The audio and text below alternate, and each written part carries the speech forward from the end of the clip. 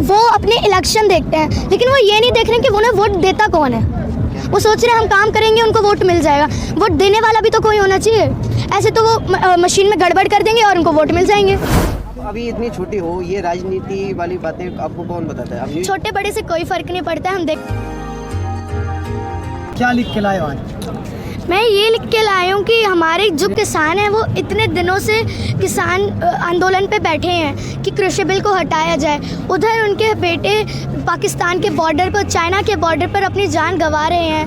वो अपनी जान की बिल्कुल परवाह नहीं करते हमारे देश को बचाने के लिए। इधर हमारे किसान हमारी थाली को बचाने के लिए बिल्कुल परवाह नहीं करते हैं। तो हमारे को अगर आप खाना खाते हैं तो आपको थोड़ा सोचना चाहिए खाना खाने से पहले कि ये हमारी थाली, रोटी, सब्जी किसके हक से आ रही है, कौन हमारे को ये देता है, कौन हमारे को मंडी में ये बेचता है। तो 2 मिनट आप उसके बारे में सोचेंगे तो आपको पता चलेगा। सुबह सुबह जो उनका पानी आता है, सुबह सुबह जब हमारे को रजाई से निकलने का मन नहीं करता है, तब वो इतनी सुबह ठंडे ठंडे पानी में अपने पैर को भिगा के हमारे लिए फसल को बोते हैं। और उसके लिए हमारे को, अगर आपको थोड़ा सा भी लगता है तो आपको इधर आना चाहिए, उनके सपोर्ट में खड़ा होना चाहिए, क्योंकि 150 प्लस किसान ने अभी तक अपनी जान दे चुके हैं। इस इतनी सर्दी में वो बिना चादर खुले आसमान में सो रहे हैं, तो उसे हमने देखना चाहिए। अगर आप उधर आके देखेंगे तो आपको पता चलेगा कितने मुश्किल से वो यहाँ रह रहे हैं। और रह रहे हैं तो हमारी थाली के लिए रहते हैं, और वो अपने लिए नहीं देख रहे हैं इसमें, उनको इससे बहुत उनको फ़ायदे भी हैं इसमें, लेकिन वो हमारे को देख रहे हैं कि हमारी थाली बच जाएगी।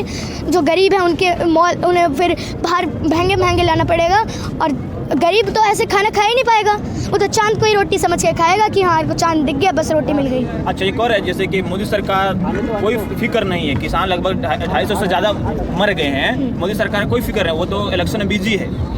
तो किसान के बेटे सीमा की सुरक्षा कर रहे हैं, अब प्लस में किसान या बॉर्डर पर अपनी थाली बचा रहे हैं, तो सरकार को कोई फिक्र नहीं है, तो इससे सरकार को क्या कहेंगे? वो अपने इलेक्शन देखते हैं, लेकिन वो ये नहीं देख रहे कि उन्हें वोट देता कौन है। वो सोच रहे हैं हम काम करेंगे उनको वोट मिल जाएगा। वोट देने वाला भी तो कोई होना चाहिए। ऐसे तो वो मशीन में गड़बड़ कर देंगे और उनको वोट मिल जाएंगे। आपको लगता है कि बीजेपी सरकार हमेशा मशीन में गड़बड़ करती है?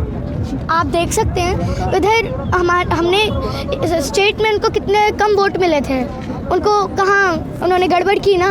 और इस बार पंजाब में क्या उनकी सरकार आ जाएगी जहाँ से वो चुनाव लड़ने के सोचेंगे? आपको ये सब किसने बताया कि वो गड़बड़ करते हैं? वो न्यूज़ में आता है। न्यूज़ में? आप अभी इतनी छोटी हो, ये राजनीति वाली बातें आपको कौन बताता है? छोटे बड़े से कोई फर्क नहीं पड़ता है। हम देखते हैं तो मेरे ताऊ को देखते हैं, मेरे ताऊ किसान है, मेरे दादा किसान है, मेरी दादी भी किसानी करती हैं। आप अभी कौन सी क्लास में हो? मैं 4th क्लास में। 4th क्लास में। अभी से मतलब न्यूज़ देखती हो, राजनीति वगैरह का है जो भी, अभी से आपको इतना मतलब इसमें इंटरेस्ट क्यों है? मुझे बड़े होके पॉलिटिक्स में जाना है, तो पॉलिटिक्स में जाने के लिए मैं सब करती हूँ क्योंकि जैसे बचपन से अगर हम सीखेंगे देखेंगे तो इस देश में हमारे कितनी गंदगी है, कितनी गरीबी है, कितनी बेरोज़गारी है, तो उसे देख के हम आगे उतना देखेंगे। क्योंकि जितने भी अभी तक नेता बने उन्होंने बचपन से सोचा है। सुभाष चंद्र बोस को देख लीजिए आप, उनको भी नेताजी कहते हैं। तो इसलिए उनको बचपन से हमारे को पढ़ना चाहिए, क्योंकि बड़े हो गए तो हम ऐसे बन जाएंगे और हमारे को यही नहीं पता कि हम क्या करने जा रहे हैं। लेकिन लोग कहते हैं, आपको लगता है कि सरकार किसानों की बात सुनेगी? बिल्कुल सुनेगी। जब हमारे किसान इतने दिनों से यहाँ प्रोटेस्ट कर रहे हैं कि हमको अपने कृषि बिल वापस करो, तो बिल्कुल सरकार मानेगी। और अगर ये किसानों को कम समझ रहे हैं तो किसी दिन ऐसा होगा कि ये प्रधानमंत्री से हट जाएंगे और इनकी थाली भी नहीं इनको मिलेगी। आपने कहा कि राजनीति में जाना है, लेकिन बहुत लोग कहते हैं कि राजनीति बहुत गंदी है। तो आपको गंदी चीज़ में क्यों जाना है? जब गंदे नेता होंगे, अगर गंदे नेता होंगे तभी तो राजनीति गंदी होगी। आप पहले की अभी आप कहते हैं, सब लोग कहते हैं कि बीजेपी बड़ी गंदी सरकार है। बहुत कम को 100% में से 10% को बीजेपी अच्छी लगती होगी। किसको अच्छी लगती है? जिनके साथ उन्होंने थोड़ा अच्छा काम कर दिया है, उनके घर बना दिए, उनके आसपास शौचालय बना दिए हैं, उनको अच्छी लगती है। और बाकी आप देख लीजिए उनको। इसलिए हम अभी प्रोटेस्ट करने आए हैं, और इधर हमारे किसान अभी जल्दी यहाँ से जाएंगे और अपने खेत में जाके अपनी फसल बोएंगे। लेकिन प्रधानमंत्री जो है किसान की बात तो सुन ही नहीं रहे कि मतलब 100 दिन से ज़्यादा हो, लेकिन वो नहीं सुनते हैं। वो कहते हैं कि हम जो कानून बनाए हैं वो किसानों के लिए। भाई, अगर आपको आइसक्रीम खानी नहीं है, आपकी आइसक्रीम फेवरेट है ही नहीं ना, आपको पसंद भी नहीं, आपका मूड ही नहीं है, तो आपको मैं ज़बरदस्ती खिलाऊंगी, आप खाओगे? कोई खाएगा उसकी पसंद की नहीं आइसक्रीम? तो लेकिन प्रधानमंत्री तो कह रहे हैं कि नहीं, खाना तो पड़ेगा क्योंकि अच्छा है। मतलब अच्छा, उधर अगर कोई अच्छा सब समझाते हैं अपने बच्चों को कि कोई चॉकलेट दे तो खाना मत, कोई अच्छी चॉकलेट हो तो बिल्कुल मत खाना, कोई ले जाएगा आपको। ऐसे तो वो तो कुछ भी मिला के दे सकते हैं। या तो ऐसा उनके, अगर हमने ले लिया, मान लो ले लिया कृषि बिल, हमारा फ़ायदा हुआ कुछ? अच्छा, हमको खाना ही नहीं मिलेगा तो हमने कृषि बिल को सपोर्ट ही क्यों किया? जो किसान बीज बो रहा है उसे ही खाना नहीं मिलेगा तो उसके फ़ायदे में क्या हुआ? आज शहीदी दिवस है, क्या कहना चाहती हैं कि किसान का बेटा मतलब बॉर्डर पर भी है और किसान यहाँ पर है, शहीदी दिवस के बारे में क्या कहेंगे?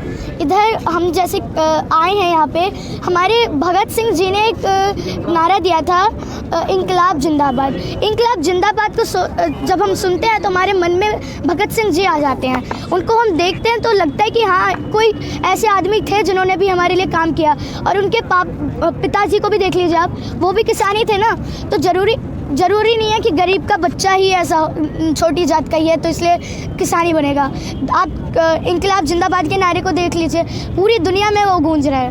और हमारे प्रधानमंत्री क्या ना, हमारे नरेंद्र मोदी जी ने अभी जो कृषि बिल लाया है, उधर वो अंबानी जी और अडानी जी को दे रहे हैं सारा किसानों का हक।